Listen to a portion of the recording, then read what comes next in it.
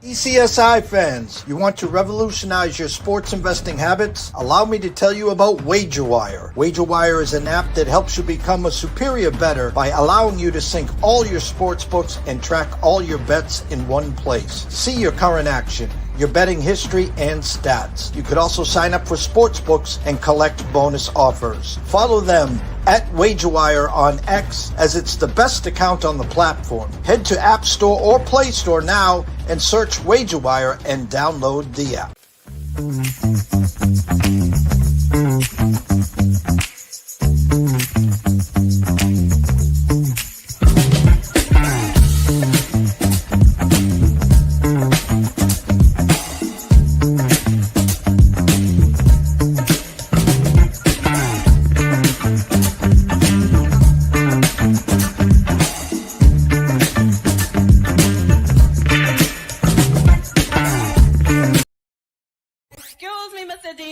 Check this out. We got a great show coming your way.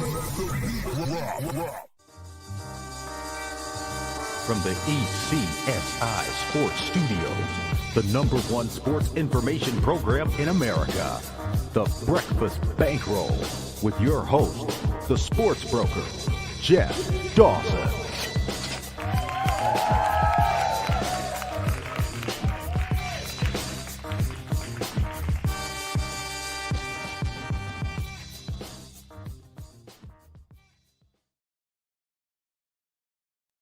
Good morning, sports fans from all around the globe. I am the co-host, Jeff Dawson, East Coast Sports Investors, and it's that time of the morning for the Breakfast Bankroll. Good friend and colleague, Mr. Beam 'em Up, Scotty Webb, live from Tampa, as I'm on dark and gloomy Cape Cod, 34 degrees, a little mist of rain, but all is well, as it's kind of that snow that we got over the weekend is melting, and same as the ice. What a game. The FCS last night, Montana State and Illinois State. This Illinois State team that won every game on the road, that took down the almighty North Dakota team, goes to Villanova and wins, and to face Montana State and get kind of dominated the first half. I think it was 21-7 at half. Game over. Switched up on the D's. Next thing you know, was kicking a field goal for the potential lead and win. Blocked. Goes to overtime. Gets the first score. Extra point blocked. And they're blaming the kicker. It was the guy holding the ball. Not once but twice he dropped it. Almost Charlie Browned it. But an amazing effort. Me and Scotty today, or Scotty I should say, the headliner. Can the Rebels Ole Miss the hurricane warning? Of course, we're talking Ole Miss, Mr. Chambliss, as they face the Hurricanes. And we're going to do some Black Monday recap. A handful of coaches gone in the NFL, and much more. Andrew McGinnis will be here around 10:25, 10:30 as well. So that'll be the second show, the midday mock report. But first and foremost, a shout out to our proud sponsors and partnerships. It's WagerWire. Head on over to Google Play, download the app. It is free. And of course, AtlantaSteaksAndSeafood.com. Terry Smith has done wonders. Head over to Facebook. Follow Terry Smith. Come on back to AtlantaSteaksAndSeafood.com. And we're waiting to debut. We have a new proud sponsor. But we're kind of holding off because we want to wait for the new format, and it kind of goes hand in hand. So didn't forget you, Chris. Didn't forget you, Gordon. It's coming. Trust me with that. But anyways, let's bring him in. Mr. Scotty Webb. What's up, champ?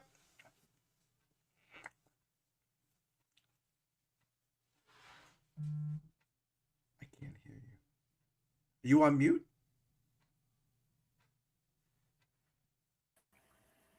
How's that? Is that better?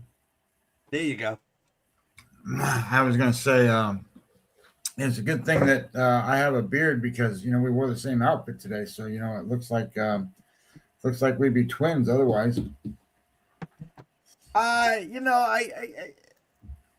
felt comfortable in this today. It's not cold. I don't have the beanie. Not cold. It's like 20 degrees there or something. No, it's 34. I'm getting ready to put some shorts on. So, anyways, I wanted to go back. Let's go to Black Monday in the NFL, Scotty. You getting the cold over there? You can't handle the cold? No, I get a cigar smoker's cough every once in a while. Okay. Um, Handful of coaches go. Raheem Morris, which I thought he would go. Um, Pete Carroll, we all knew would go. The big surprise again is the Cleveland coach Stefanski, whatever we're gonna say, and then immediately, he's got to go here. In other words, and I'm not knocking him as a coach. I'm not, and it was in a tough spot, and he is a good coach. But my point is, again, let's go grab a retread. He couldn't do it here, then that means he can do it here. Don't forget, Mike McCarthy is waiting. He took the full year off. I think you'll actually hear a name, which I'm going to laugh and you're going to laugh at. Bill Belichick, who did get an interview in Atlanta. Maybe he gets another call there. But my moral to this sermon, Scotty, is you have to look in the mirror, these GMs. You have to look yourself right in the eye. You have to see the success of the Patriots. You have to see the success of Jacksonville with Liam Cohen. You have to see the success with the Bears and Ben Johnson. And I've been saying for weeks now, Scotty, hey, listen, don't be lazy. Do your homework. Go find the next young gun. Go find, you can hire a defensive head coach, but you better nail the offensive coordinator as well. Thoughts on some coaches that have been fired? Thoughts on maybe there's another one or two down the road, and your thoughts? Yeah, I think we look at this wrong, to be honest. I get it. Coaches get fired because of their results, right? I mean, Pete Carroll won, 2 games? They got to get him out of there. They get all of that. But I look at it, and I've changed my mind on this, in a sense that NFL teams are like multi-billion-dollar companies, and they're operating based on the idea that we're a multi-billion-dollar company. So we need a new front face to help us on the field and do different things, because that's how we get graded or whatever. So when they make these choices and decisions, I don't necessarily think sometimes that they're making them based off of quality X's and O's decisions. I think sometimes they're making these decisions just simply because they're a business and they need to make better business choices. And their coach needs to make better business choices, which then leads to this problem. Who's next? Who are you going to hire that's going to make better business decisions for your program or your team or your whatever? And with the names you mentioned, we're doing Vrabel and some of these guys and some of these things are better choices than what were there because of the things that they're doing to create better outcomes. So I think there's some of that goes into where the snafu is. So for Cleveland, let's just throw this out there for Cleveland. Cleveland gets rid of Stefanski. Now, I didn't really like Stefanski. I didn't think my problem with Stefanski wasn't necessarily X's and O's per se, but because he won Coach of the Year twice, I think, in the 6 years that he was there. And he took the Browns to the playoffs, for God's sakes. So I think what you run into is who are you going to hire and who's in charge of that hire? Because I don't know if you don't go into I'm trying to stay politically good, but if you don't go into the hierarchy of how the team's put together, you're going to run into this function. They are a company and that's run by a foreign owner who now is kind of infiltrating a DEI kind of setup in their organization. One of the people that they have is a female person who's like assistant person for all this stuff. So who's going to then become the main person that makes the decision to hire this person? So it's a little scary for Cleveland in my mind as to what they're going to do and where they're going to go, and whether you bring in the right football guy. So Liam Cohen goes to the Jacksonville Jaguars, and nothing against Mike Vrabel, so don't take this the wrong way, people in New England. But they had a more difficult schedule and more difficult things to work with than probably lesser talent than the quarterbacks and the different things that are going on in New England, and they turned their stuff around with a guy you never even heard of before. So I think if you find the right guy and you understand what they can deliver based on if you ask the right questions, it's like anything else. If you're trying to handicap a football game, you need to ask the right questions to get good answers. If you're going to run a football team, you need a guy to run the team. You got to ask the right questions to get the guy who's going to deliver you the results. Same thing with Ben Johnson. Same thing with some of these teams. So think about this, Pittsburgh, and how long Mike Tomlin has been there. Let me ask you a question. And this is just a hypothetical that just came to my head. What would happen if you put Shane Steichen or you put Liam Cohen or Ben Johnson in Pittsburgh? This year? Yeah, right now. Or 2 years ago, or they ran the team this year. Let me ask you a question. Would they have been better? Would they have been worse? What would it be the same? What's the deal? Because the reality is Arthur Smith runs that offense, and the reality becomes is those guys are offensive minded guys. They're going to do different things with different players. They're going to bring in different kind of coordination systems. I guess my question becomes is over the next few years, are they going to ever be better than 8-8, 9-8? And are they ever going to win and go to the Super Bowl again? Are they ever going to do anything greater than what they're doing now? I don't know the answer to that, other than to say, my opinion is Mike Tomlin's doing a great job in terms of keeping his job and keeping the team relevant in terms of making playoffs. But they're one and done every year.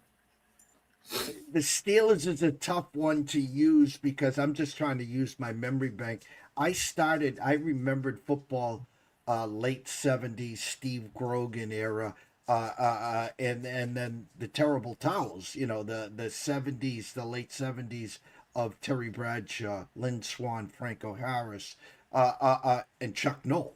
Okay, and then they're the one organizations that don't blow through coaches. Then there was, of course, Cowher, and now there's Mike Tomlin. And I think the Steelers are a tough one to dissect in this regards. Watching them, I said this to Mr. Lucky last night via text. No, via phone call. I talked to Mr. Lucky. Aaron Rodgers couldn't complete a 20-yard pass unless it was a hook and lateral. We're watching Big Ben 2.0 at the end of his career. So the Liam Cohens or the Ben Johnsons, I think would have done the same thing because the quarterback game, right? Yeah, if you want to make the playoffs, and they backed into it basically. And the diva with Aaron Rodgers, they need a reset. They got a defense. They have a running game. They have some pieces in the wide receiver room with Metcalf and some tight ends, yada, yada. My point is they don't have the quarterback. What did Mike Vrabel, Liam Cohen, and Ben Johnson all have? They had a serviceable quarterback. So Pittsburgh doesn't have a quarterback.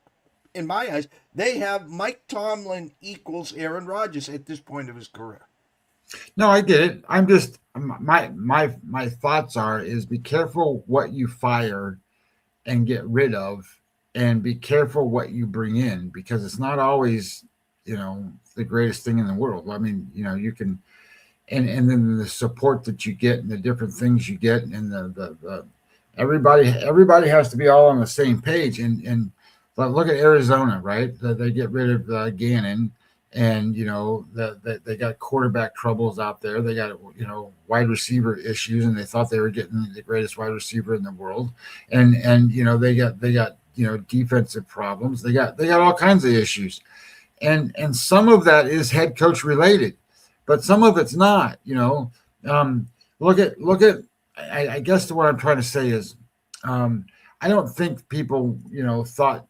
I guess highly drafted Caleb Williams, whatever, but he was been struggling and struggling and struggling, and then Ben Johnson comes in, and all of a sudden they go and they go make the playoffs and win the division. I mean, what the hell? So and they can score points, and I don't think anybody went and said they got the greatest defense in the world, but they've been holding teams to a reasonable number, so their offense can play. And the same thing in Jacksonville. Nobody. What's his name? Goldilocks, as you called him the other day. I think he was an afterthought. Like, he's been in the league several years. Like, nobody thought he was going to be anything like what he's doing this year. He's had the best year he's had. So when you think about Pittsburgh or any team that's been has a coach that's been there for a long time, and the reality becomes, if it's just good enough to make the playoffs, okay, whatever, that's their standard. But what's the benefit of just making the playoffs? Well, you keep getting low draft choices, you keep getting harder schedules, you keep getting all this stuff, and your team's not getting any better because, like you said, you don't have one of the top tier quarterbacks in the league. And I get it, Aaron Rodgers is there, but he's 48 million years old at any point. And like you said, you can't throw the ball more than 20 yards down the field. He looks better than Phillip Rivers, I guarantee you that. But at the same time, it's you're going to trust Aaron Rodgers in a sense that, coming down the stretch with 2 minutes to go, he's done this a million times. And he's going to be there. Now, my thoughts is when you get rid of a coach, you need to understand that your program or your business model has just changed dramatically. Because if you're a person that wanted to fire that guy, you're the owner of your team, maybe you're in a situation where you want something else to happen in the first place. So when you go hire something, I think you have to be in a position of, what is it exactly that I'm bringing in? Like Arthur Blank in the Falcons, right? I was reading some stuff about Raheem Morris and all that stuff, and they personally liked the guy and all that stuff, and they lost a game or two that maybe they should have won, and then they didn't like certain other things. And I'm like, what is going on there? You knew what you were hiring. I mean, Raheem Morris has done this before. This is not his first rodeo. And you have a GM there that the same year you go spend all this money to bring in Kirk Cousins, drafts a goddamn quarterback first, right? I mean, that's what they did. What is going on in the organization when stuff like this happens? So there's lots of misses in the NFL when it comes to hiring, staffing, developing, and actually putting the right people in place, because they don't get it. They're trying to run an organization and hey, general manager, you put all this together. This is what we're paying you to do. If you hire the wrong one, it's a problem. And if you hire somebody that doesn't make things, I would say exciting for fans and exciting and buzz for the organization, you've got nothing going for you, and there's no momentum. Who wants to come play for a team that has no momentum? Who wants to go play for the Raiders, for God's sakes? So go ahead. I want to interject right there, because Ben Johnson and Liam Cohen were known as offensive geniuses, okay? And we saw what Ben Johnson could do, obviously, in Detroit, and we were waiting to see what Liam Cohen could do. And again, he has resurrected the Jaguars. But as I said this last night, the AFC South, every year there's a team that gets out to a big lead, and then there's a team that thundergulches, that flips the script. And the last 8 weeks, Jacksonville, who has covered the last 8 weeks, has won 8 in a row, comes down the stretch. It started to click. It started to work. Raiders. Now to me, the Kurt Signetti coach for the Hoosiers that you're going to talk about in a few minutes here, uh, um, he's got that Belichickian look. In other words, Indiana has never won in their life in football. It's an afterthought. They're a basketball school. And what he has done in his short period is resurrected them from the dead, and now they're 2 wins away from hoisting a national title. He is a god. He's already said, I don't want to go to Michigan. I don't want to go to Penn State. This is my school. Well, he's losing the Heisman Trophy winner, Fernando Mendoza, who is going to Las Vegas. Now, if I'm Las Vegas, I pick up the phone just to say, hey, Kurt, would you want to follow Mendoza and come on over to the NFL? Why? Because you've worked with him for 2 years. He has that Belichickian detail. Look, you watch this Indiana team. They don't make mistakes. They're well-disciplined. They seem like they're one step ahead of everyone right now. So that was the first thought. But here's the second one, and I read this yesterday. Here comes the OC to come with Mendoza, and now the Cliff Kingsbury, OC right now at Washington. So now they're going with that Ben Johnson, that Liam Cohen. All right, we're going to get the offensive-minded head coach. Then you got to land the defensive guy. Well, I think however they do it, however any of these teams do it, it has to be certainly way better thought out than a lot of times they are. And the mistakes that are made at these things are unbelievable. Like, I guess if you go back and look at what the Raiders did, right? They brought in Pete Carroll and said, just smooth this stuff over because, Pierce was here and holy crap. And then, we're going to bring in Geno Smith because Geno Smith has had pretty good success as a quarterback here lately and blah, blah, blah, right? Well, he leads the league in interceptions. So, and then you go and say, we're going to draft Genty to be our running back, and he's the greatest running back forever. But, okay, well, we don't have an offensive line, so this guy can't get, this guy doesn't have a chance to run a ball. So some of it's wishful thinking, and some of it's like smoke and mirrors. So I think you just have to sit there and go, what is best for our organization, and who can lead our organization in a way that changes us to be competitive, A, and B, to give some buzz. NFL teams need to have buzz around them to make them relevant. Even a team that like the Buccaneers.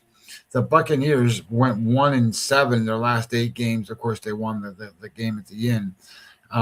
But there was buzz at the beginning of the season where, oh, shit, that we're one of the best teams in the league. The quarterback's up for MVP and all this stuff. That carried through the whole damn year of who they are, and then you come out to the end, they miss the playoffs.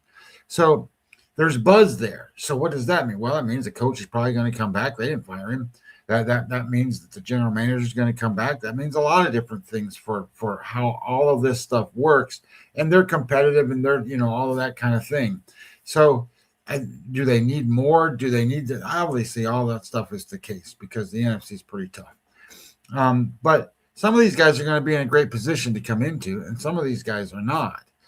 Some of them are going to come into roles where, they're going to get one of the easiest schedules to deal with in the NFL the next year. And some of them are going to end up having to play tougher schedules and deal with stuff. So as it goes, each job and each specific thing you're going to ask of these coaches is certainly going to be a different animal for wherever that organization is. What are you going to ask the Arizona head coach to do? Are you going to deal with Kyler Murray? Are you going to deal with Brissett? What are you going to do? I mean, you know what I mean? Like, what are you going to do on defense? You got all these guys that can't play defense. You got guys that can't play offense. You're going to draft a whole new team. Or you're going to trade. I mean, I don't know. So you're going to have a organization builder and go, hey, look, we need this, and this, and this is how we're going to do it, and blah, blah, blah. And I don't know that you can really do that in the NFL anymore. In terms of those things, I think you got to get lucky get lucky on who you draft and get lucky on what they turn out to be, and then certainly, kind of go from there. Like in Pittsburgh, I heard Aaron Rodgers say he is has spent a lot of time with the backup quarterback, whatever his name is, the kid they drafted from Ohio State, Howard, and said he's going to be really good. So I spent extra time with him because I know what he's going to be capable of. Well, maybe that's the answer to them getting to a point where, holy crap, they're going to be really, really good if this kid can play. We don't know that because he didn't play, and we don't know, what it's because he was hurt and all that stuff and those kinds of things. And it's certainly not going to be Mason Rudolph or whatever. So maybe that's the succession planning, and that's how it's going to go. And Pittsburgh sits there and go, well, Mike Tomlin, we're going to give you one more year. Well, great. Well, what about this offense coordinator you got? You need a guy that's going to allow your quarterback to throw for 4,000 yards, or you're not going to win. This is the way it is. The NFL is that way. I am going to do something we used to do. I'm going to bring you front and center.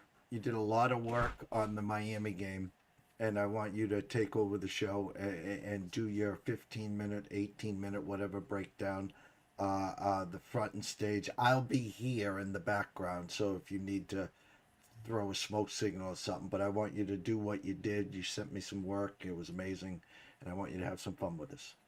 I want you to do me one favor, if you can.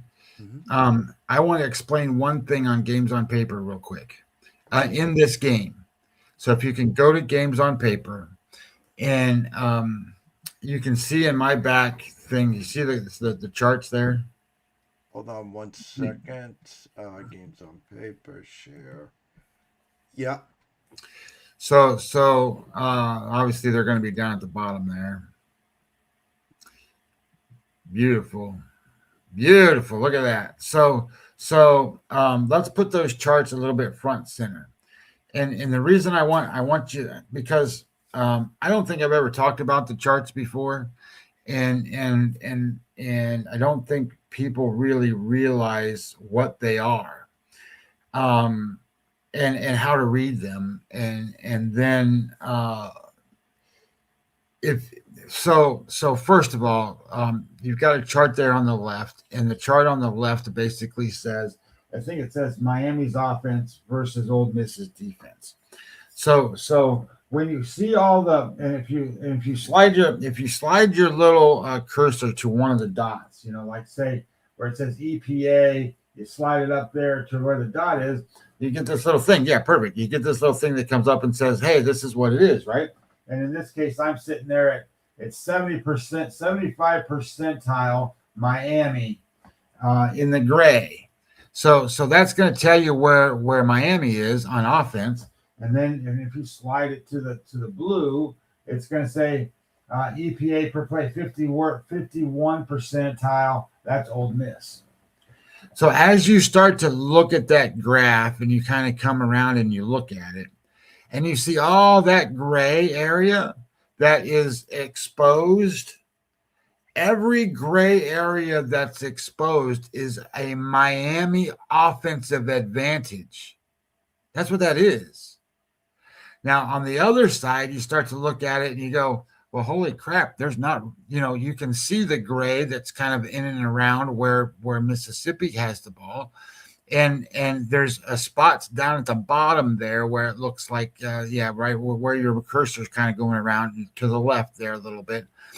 Yeah, in there, that divot that goes up for Miami, and then where the blue area is for Mississippi, that's where Mississippi has an edge. They don't have an edge anywhere else in this game.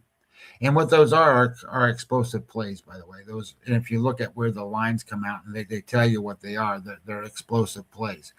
But what's really good about this chart that I don't think people get is there's certain things in here. So one of those things says opportunity percentage.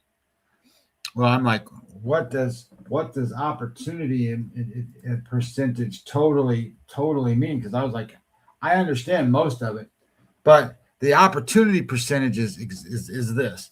It is The opportunity rate in college football analytics measures how effective a running back capitalizes on good blocking from their offensive line.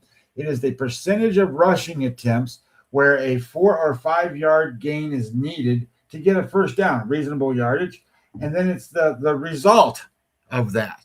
So when you see the gray sitting out there for when Miami is on defense and it exceeds what the Mississippi can do, that means that their defense is going to be a good shutdown run defense and stop the opportunity rate for Ole Miss.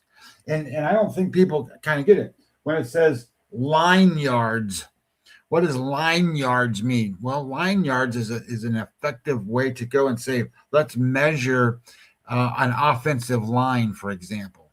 And again, you can see where it's gray, where you sit there and go, in the trenches, Miami has an advantage in stopping the run. And then it kind of goes over and says stuff rates the same way.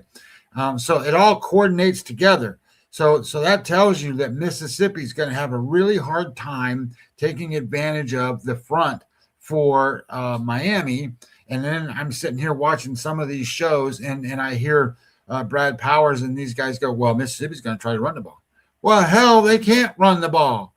You know, I get it. They got Lacey as the running back, but they're going to have a very difficult time running the football, even though if you slide your little graph down just a little bit to the results down there, slide down. Yeah, right there. You see the purple number for Miami. That is the only purple number in Miami's thing. That's their rushing offense. But if you slide it down and look at their defense, it's not purple, but it's light green. It's the only light green. That's run defense. It says they're not necessarily the greatest run defense. Well, if you look at where Ole Miss is on offense, they're not the greatest offensive running team either. So where's the advantage? Well, you can see it. The advantage is that the defensive line for Ole Miss will be or the defensive line from Miami will be very effective in this game. I wanted to make sure that I sort of went through this a little bit. I'm not going to go through every single point unless somebody sits there and goes, hey, I don't understand. I want you to go through every single point. But how valuable that chart is, because I've never really broke it down that way and showed people what that chart actually means and does. And the other thing, like you know, we look at these greens and purples and stuff a lot, but does it really reflect havoc plays? Havoc plays are tackles for loss, sacks, you know, turnovers, that kind of stuff. It doesn't show that in there. But if you slide your thing back up a little bit, Jeff, and show them the chart again, there you go. If you show that on the so it says EPA per play is the very first one. The first one to the left of EPA per play is havoc plays. Those are havoc plays, and Miami has the advantage in all of that: tackles for loss, sacks, turnovers, the deflected passes, all of those things that disrupt another opponent's offense, and if they're on offense, prevents those things from happening. So just by looking at the chart and visualizing and seeing what you're looking at, there's a lot of things here that underlying maybe that you didn't really think about. Miami has a lot of edges in this football game. So anyway, I just wanted to kind of go over what those charts really reflect, because I think when you really break them down and you look at those, it's taking advanced data and then breaking it into a visual that you can actually do something with. And then once you do something with it, then you can sit there and go, hey, that's great, because ultimately, if you look at a number and it says they are number 20 in the country in EPA or whatever, okay, is that bettable? Well, it has to have context. So what I'm trying to show here is here's context. Here's how to use information. Here's how to use data. And here's where the edges come in and those kinds of things. What I've been good at is being able to take this context and say, here's an edge, here's an edge, here's an edge, here's an edge. Let's play out this game. And instead of me writing a program that goes and says, what does it all come out to? How many points they're going to score? How many? I let the computer do it. The computer runs that and they run 10,000 simulations on these games. And then it comes back to me and says, here's what you should bet. And here's why you should bet it.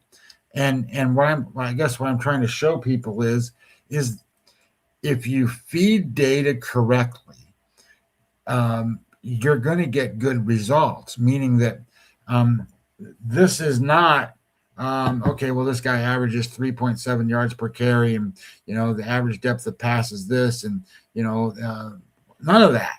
It has none of that. It's more about game flow and efficiency. And if you manage game flow and efficiency in terms of your handicapping, you're going to win a lot of bets. You're just going to. And hopefully I'm going to win some of these, but I would tell you this, since I've kind of gone from trying to do it myself, meaning this came from baseball, getting all this data and then trying to write my own programs and do all this stuff. What I've learned is if you give the computer the right data points, the right information, the right things to look at, I don't care. I don't care where the line moves. I don't. It goes against me a lot. But I don't care what the public thinks or what the sharps think or any of that stuff, because I'm handicapping the game based on the game, these particular players, this particular situation on this particular day. I'm getting a result that says I am 70-44 in college football. That is a 61.4 percentage win rate. And in the NFL, using this format, because the NFL, like you see what we're looking at with college football. In the NFL, I've got 11 different charts that I give the computer, and the computer takes all of that, and so it's more detailed, more in depth. But in the NFL, I am 40-24, which is 62% in the NFL. So I'm not trying to tell you that I'm smarter than everybody else. That's not what I'm saying at all. I'm trying to say I figured out a way to be over 60% wins, and it's utilizing the correct data, the correct information, and I'm showing people where to get it, and then allow AI to help you. And instead of trying to, because I thought it was like, can I turn this into points? And the computer said, yeah, sure, you can do it, because this means this means this means this. And then I'm like, okay, well, how do I write a program for that? So he writes me a program, a Python program. And then at the end it comes out and he goes, well, and then you need to massage it because of this, this, and this, and this. And I'm like, well, holy shit. I want cut and dried. There is no cut and dried. So I just let it do it. And I let it run it 10,000 times. And then it comes back and says, well, the model suggests that over 10,000 runs, you got a 70% chance that this is going to happen, or an 80% chance that's going to happen, or a 55% chance that this is going to happen. I bet those. And that's exactly what the guys who are creating some of these other things out there will tell you.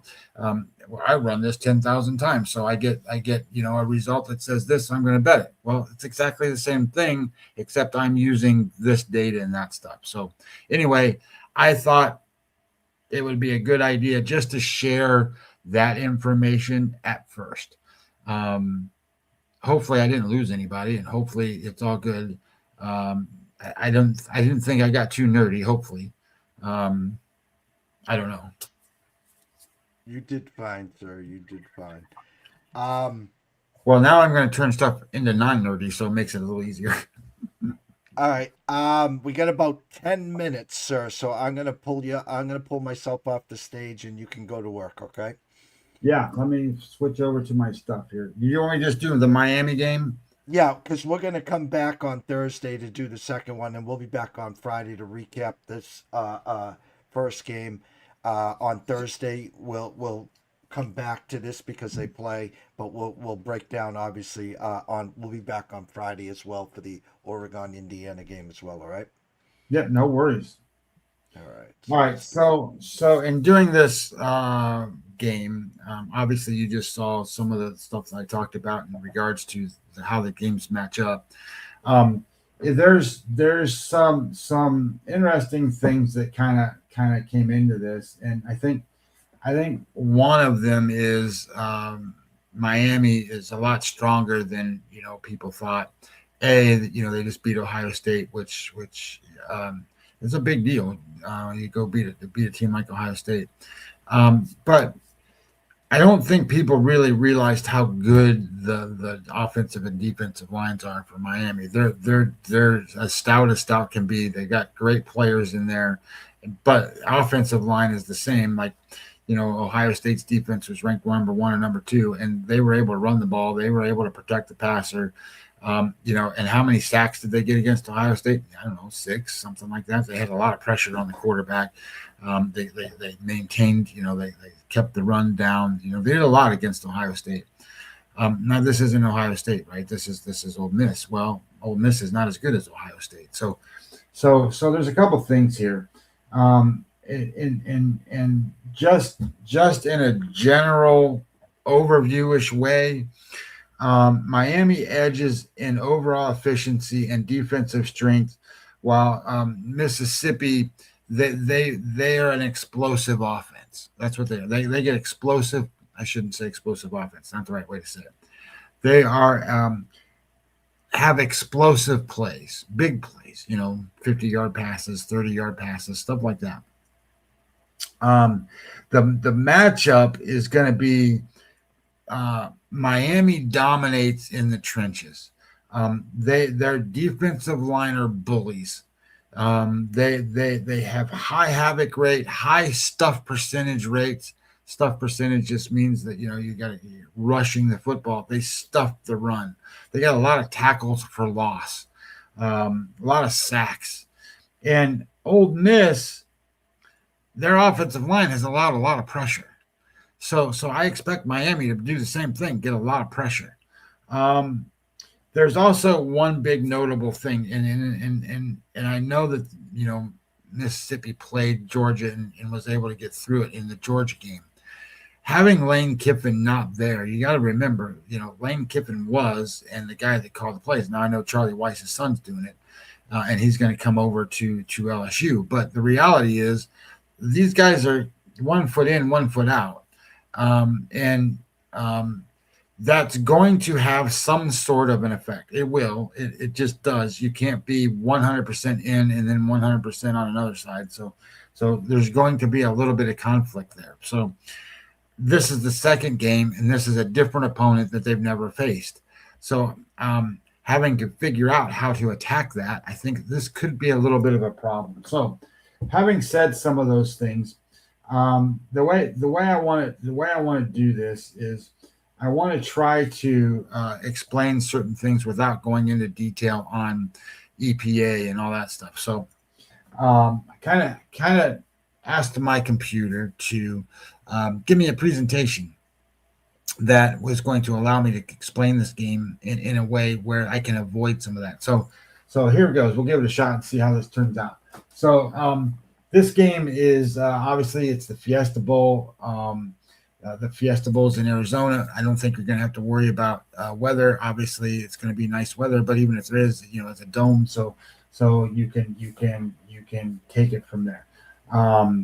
My record right now is 70-44. I'm trying to get it to a point where I'm going to talk you through our analysis of this game and then how we can do it without being too nerdy here. So this should only take a couple minutes.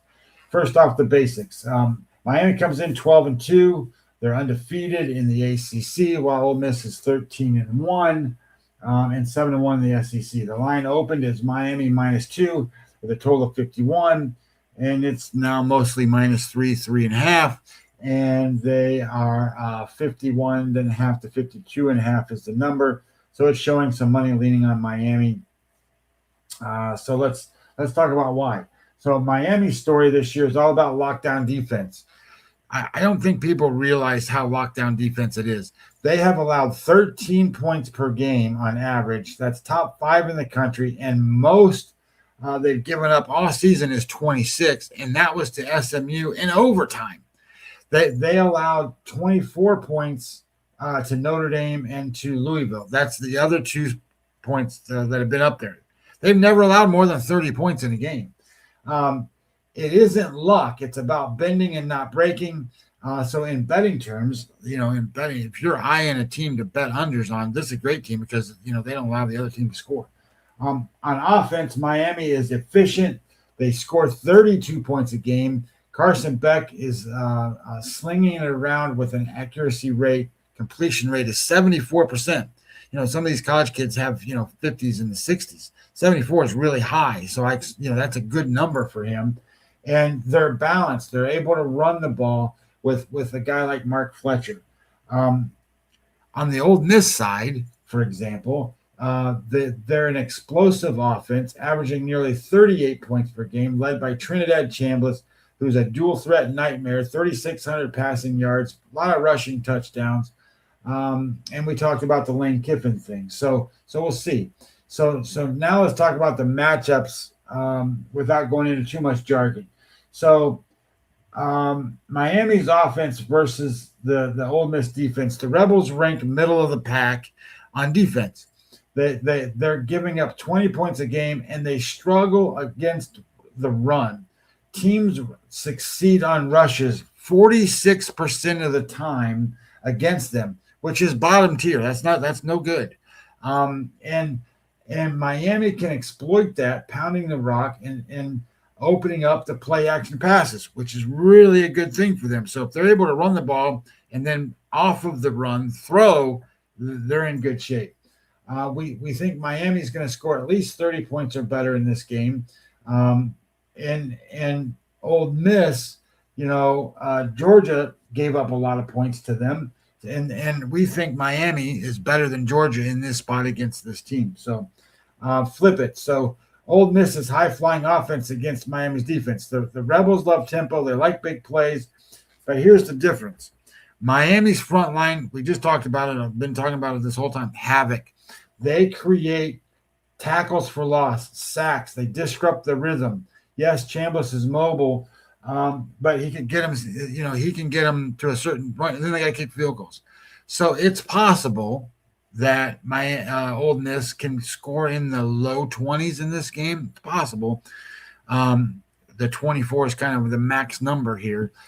So Miami's secondary in their red zone should cap them. Ole Miss scored 35 and 39 against Georgia, but this is not the same team. Georgia couldn't get a lot of pressure on the quarterback. You're going to see a lot of pressure on the quarterback.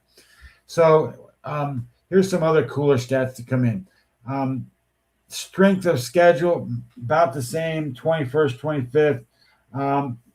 Maybe just slightly better for Miami. That just means their wins sort of mean more because of the teams that they faced. But here's some stuff that really matters. Turnover margin, Miami is +6. Remember the havoc rate we talked about? That pressure, those things create problems. They create mistakes. And then on the other side, Ole Miss is slightly negative. They're minus 0.1. They are the only minus team left in the playoffs. So that means they do make mistakes. That means that they do turn the ball over more than they take the ball away.